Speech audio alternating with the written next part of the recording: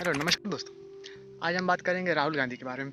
राहुल गांधी की भारत जोड़ो यात्रा से सबसे ज़्यादा दुख कहा जाए तो भाजपा को है, क्योंकि भाजपा जिस प्रकार से कटाक्ष और प्रहार कर रही है उससे लग रहा है कि सबसे ज़्यादा दुख भाजपा को है कि राहुल गांधी भारत जोड़ो यात्रा चला रहे हैं।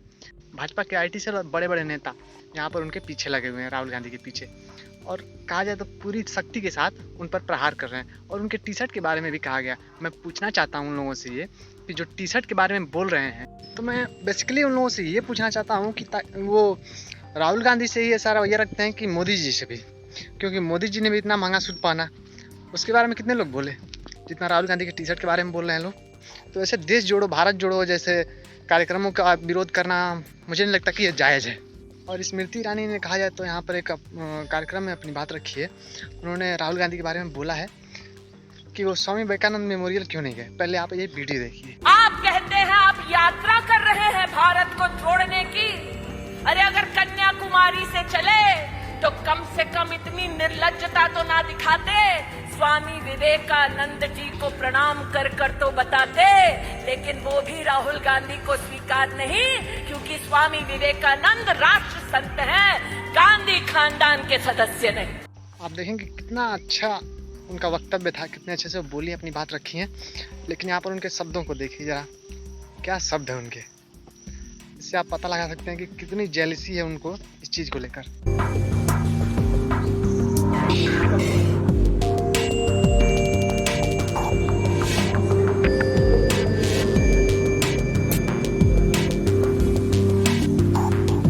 मैं एक चीज़ पूछूंगा कि वो स्मृति जी कहाँ है जो गैस सिलेंडर के लिए, महंगाई के लिए हमेशा खड़ी रहती थी। क्या अब भी उतनी ऊर्जा के साथ वो बोल पाएंगे इन मुद्दों पर? क्यों अब महंगाई नहीं है देश में? क्यों अब देश में बेरोजगारी नहीं है? सब कुछ है, वो बोल क्यों नहीं रही हैं? ये सबसे बड़ी समस्या है। बीजेपी बोल रही है कि राहुल गांधी राजनीति कर रहे हैं, वो भारत जोड़ो यात्रा से राजनीति कर रहे हैं। तो मैं पूछना ये चाहता हूँ कि क्या भाजपा भी राजनीति कर रही है इन मुद्दों को उठाकर, टी शर्ट वाले मुद्दे को उठाकर? मैं बता दूं आपको, मैं किसी पार्टी वार्टी की साइड से नहीं हूँ, मैं केवल तर्क दे रहा हूँ, तार्किक बात कर रहा हूँ। मैं पूछ ये रहा हूँ कि क्या भाजपा भी राजनीति कर रही है टी शर्ट के नाम पर? आप देखेंगे कि लगभग 3 महीनों से क्रूड ऑयल के इंटरनेशनल दाम जो है, अंतर्राष्ट्रीय मार्केट में दाम, वो कम हो चुके हैं। तो कहीं ये तो नहीं कि लोगों को इस मुद्दे से भटकाने के लिए भाजपा ने एक मुद्दा चालू किया।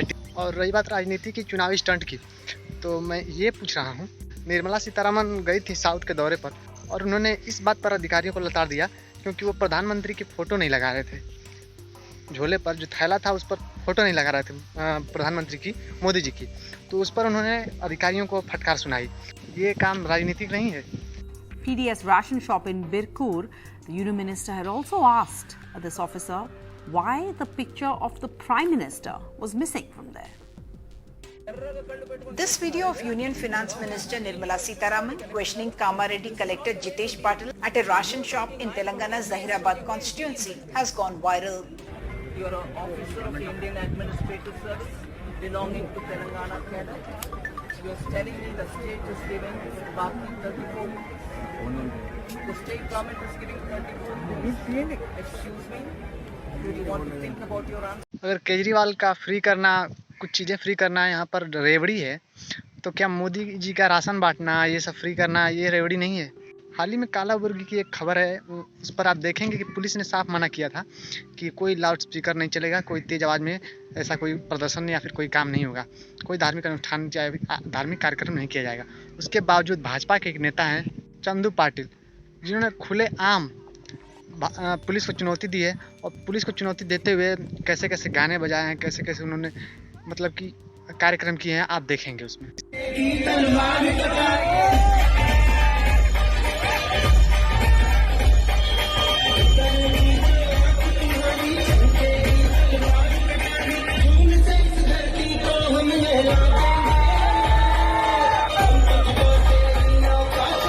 ज्ञान वापी श्रृंगार गौरी मंदिर मामले में वाराणसी कोर्ट ने कहा है कि वो फैसला सुनने के लिए तैयार है।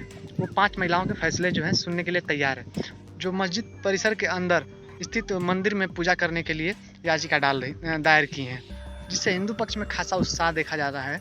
यहाँ पर इस याचिका के सुनने के फैसले से ही हिंदू पक्ष बिल्कुल खुश है और उन्होंने अदालत के पास ही जश्न मनाया। अगली खबर में हम यहाँ बात करेंगे लंपी वायरस की। लंपी वायरस से देश में 75,000 गायें मर गई हैं, लेकिन सरकार का ध्यान नहीं है इस पर। सरकार आखिर कर क्या रही है, हिंदू संगठन आखिर कर क्या रहे हैं। मैं कहना ये चाहता हूँ, तार्किक बात है कि सरकार क्या गाय के नाम पर केवल वोट मांगेगी या फिर गाय के लिए कुछ किया भी जाएगा। 75,000 आखिर गायें मर गई हैं, उसके लिए डेटा कहाँ है, उसकी जानकारी कहाँ है, उसके लिए सरकार कुछ कर रही है कि नहीं कर रही है, ये सबसे बड़ा मुद्दा है, ये सबसे बड़ा सवाल है। भारतीय नौसेना ने अपने प्रोजेक्ट 17A तारागिरी को लॉन्च किया है। आप उसके बारे में पूरी जानकारी देख सकते हैं, हमारे डिस्क्रिप्शन में है लिंक। दिल्ली में जो देखेंगे आप DTC बसें जो फ्री चलती हैं, उस पर दिल्ली के LG ने सरकार पर याचिका दायर की है और सरकार पर जांच करा देती है CBI से। मैं पूछना ये चाहता हूँ कि अगर वास्तव में कुछ जांच करना चाहते हैं तो इस चीज़ की भी जांच होनी चाहिए कि कोरोना से कितने लोग मर गए, उसका डाटा कहाँ है। सरकार कहती है कुछ नहीं, कोई नहीं मरा है, 0 संख्या बताती है।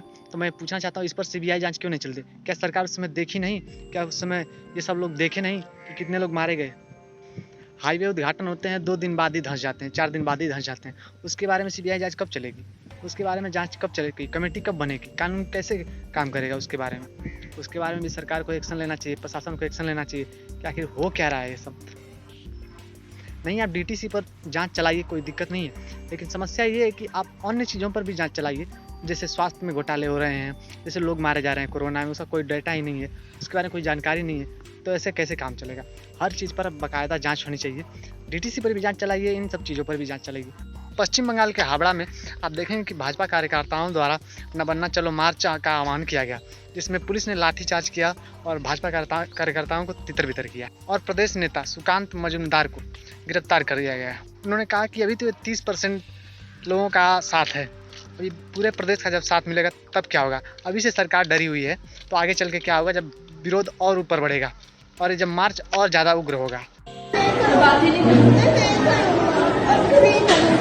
अब बार-बार बोलते नहीं करूँगा फिर करते हो। एक बार बोले थे अभी कि नहीं करूँगा, फिर किए बात नहीं बात करूँगी आपसे। मैं डरा हूँ आपसे। अब बार-बार ऐसे बोलते हो फिर करते हो बदमाशी। मैं डरा हूँ। पक्का? प्रॉमिस? अगर इस बार किए तो पक्का? क्या पक्का? नहीं करोगे ना बदमाशी? और किए बदमाशी तो नहीं, आप करते हो, बार-बार करते हो, बार-बार बोलते हो नहीं करूँगा फिर करते हो। बहुत नाराज हूँ आपसे।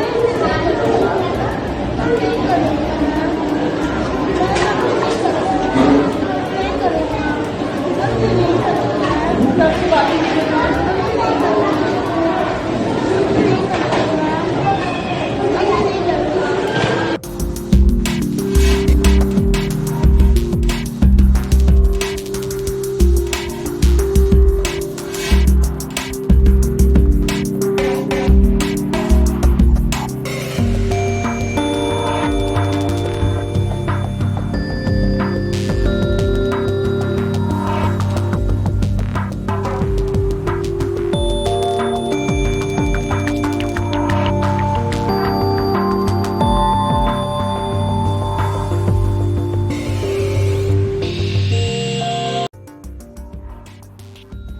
अगर आपको वीडियो अच्छा लगा तो लाइक करिए, कमेंट करिए, सब्सक्राइब करिए। धन्यवाद।